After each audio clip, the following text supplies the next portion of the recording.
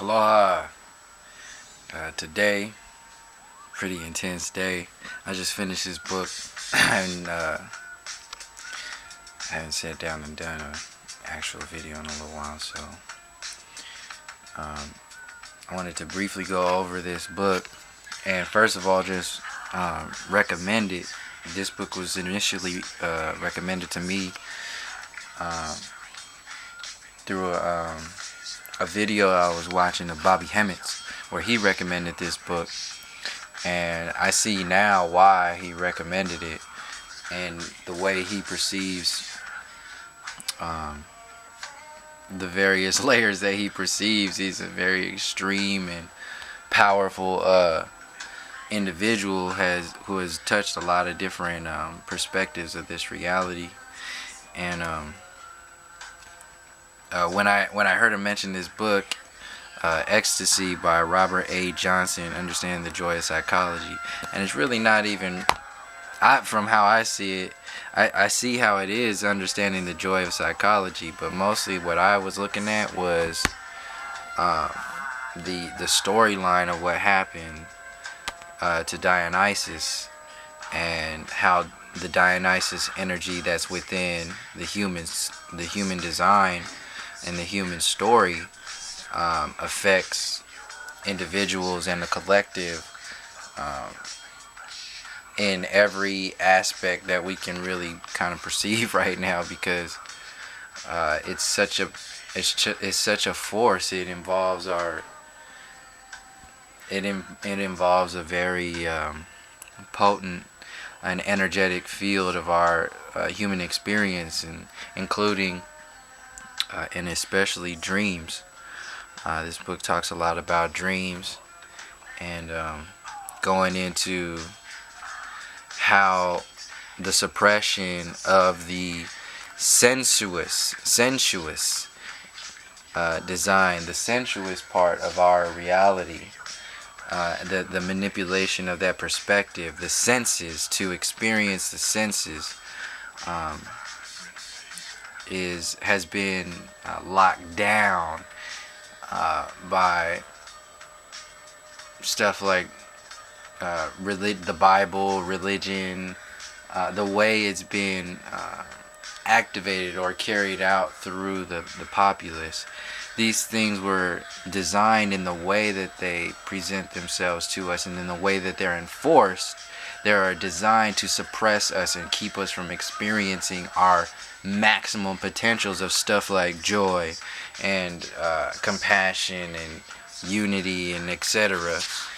And these so-called little things, even the word ecstasy, we see the word ecstasy, and there's a stigma with it, and this book it mentions this. So I'll just briefly use the word, the name of the book, as just an example of how certain even so let's say that the word ecstasy tastes a certain way in our mouth. It feels a certain way when we say the word to somebody. Like, it has this essence, and a lot of that essence is um, programmed and conditioned to us through over the years, over centuries of programming into the human design to control. Centuries of this, just beyond our even perception. Like, we right now, the lifestyles that we live are too busy to slow down and imagine what our true potential is. We don't have enough time in the day. Even when our time off, we say our time off, we're really just weekend human beings. If you are a so-called successful American citizen, for example, and you're living the dream, you're really just a weekend human. The majority of the day is on the weekdays is you're working. You are a slave. You are a cog in the wheel of programmed limitation, conditioned mindsets, and just everything that we see and experience today that is contributing to the destruction factor rather than the creation factor. So These are before I open the. Oh man, I'm glad I grabbed this right now to explain this stuff. So um, these are examples of the organite pieces that I make, and this is. I want to share this now so people can start making them on their own. This is really just epoxy, a two-part epoxy, mixed in with the elements that I put in here. The blackness is magnetite, a pure version of magnetite. The copper is a pure version, 0.999% copper pieces. And within there, you see there's like white flakes. Those white flakes are actually shells and coral and crystal quartz and different pieces of shells from the Northern California coastline that I had and gathered, and my family has and gathered for many of the years, and they just decided to do something with it or offer them to me, and then I put them into an active field and started creating organite pieces. And these are some of the things that I put together. So these spirals are pretty much in everything. But these alone, just having these in your hand, they create a field, and all the little things that we can do on our own. So I'm sharing this right now. This is a tree of life. I put a little abalone shell in there and the roots, but you can see all the various layers, and the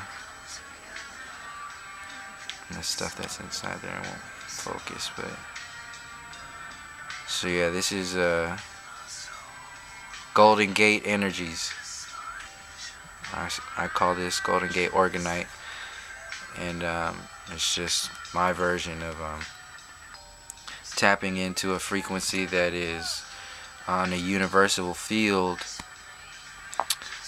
with the human design that can actually help with balancing out all of this nonsense that has been conditioned into our bodies, into our experiences. And you can actually feel it, this stuff, and put these on. These are meant for your like body or your hands, or like a friend of mine said she has like itchy hands a lot. She's older and doesn't get around them a lot. And she just asked about it, and I shared this, so I gave her one of these pieces and she uses it. And the people, yeah, it's intense, but I would highly recommend, if you have been thinking about making your own organite or doing something on that level, then go ahead and do it, because this is some really intense stuff. You use this for programming your water, changing the molecular structure of your water. You can put a glass right here and start adjusting the frequencies of all the geometries and energies that are around us on a regular basis. So anyway, here we go.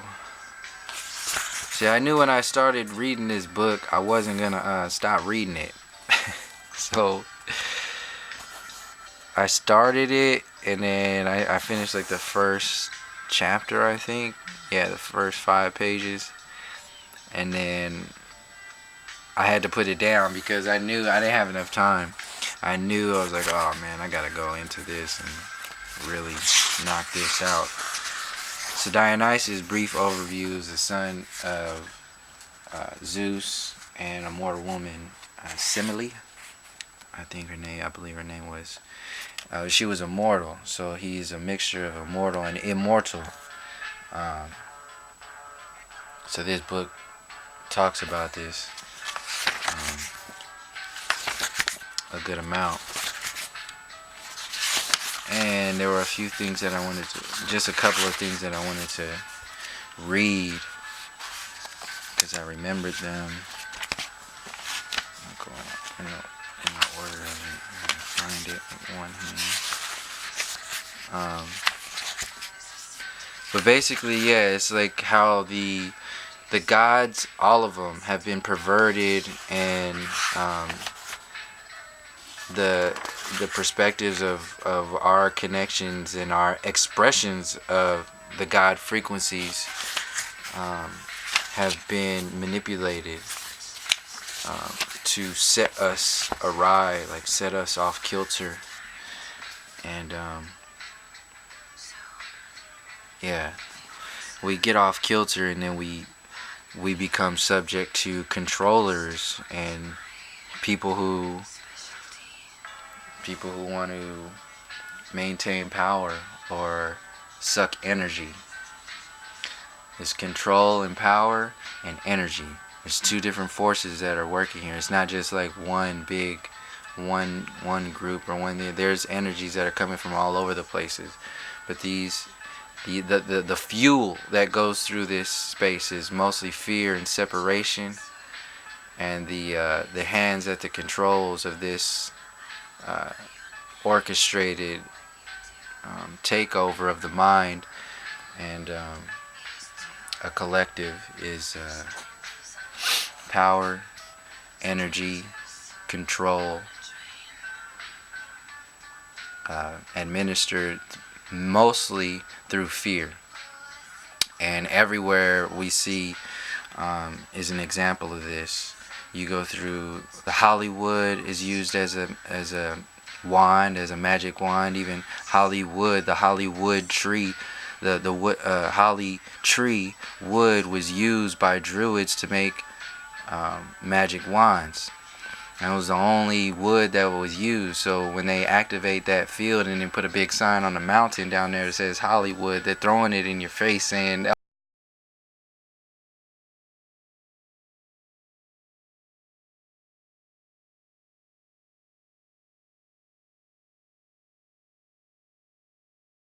country,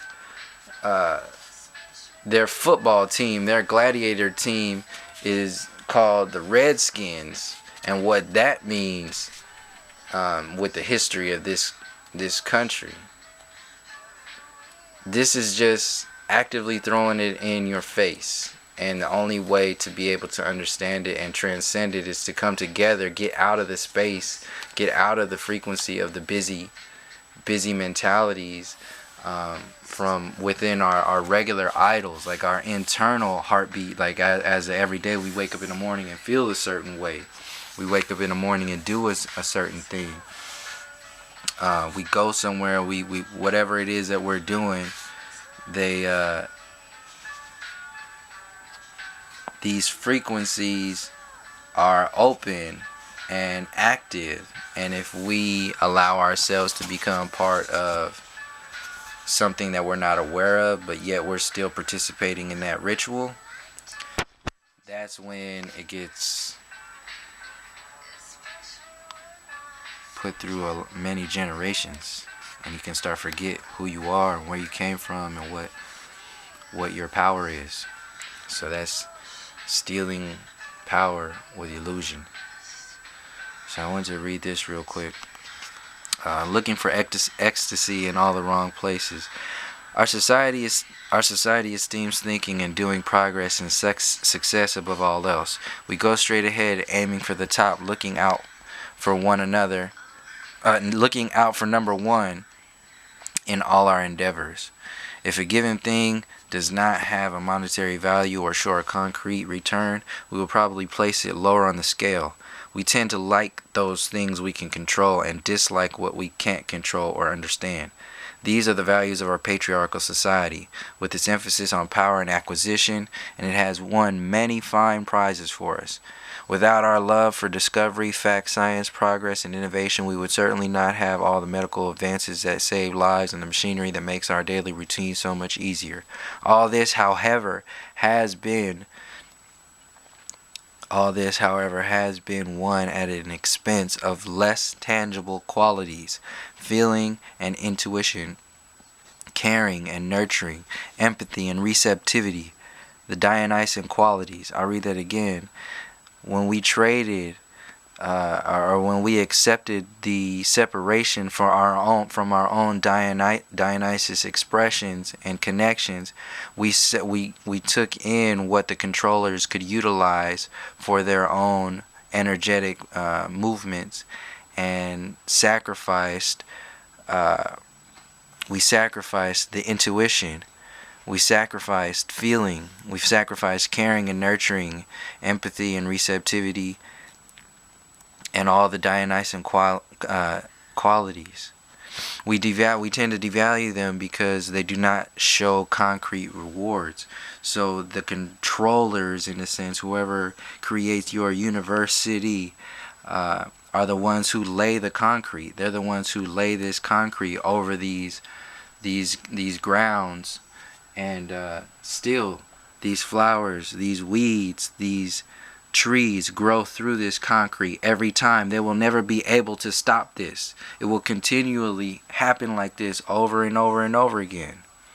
So, craving spiritual ecstasy, we mistakenly seek material fulfillment. We chase after a phantom, and when we catch it in the form of more money, more food, more sex, more drugs, more drinks, more oblivion, we find that we have been chasing ephemeral happiness when we should have invited lasting joy. This is the premise of this whole book. This whole book is really goes into that statement right there, understanding that and how our separations with all of our potential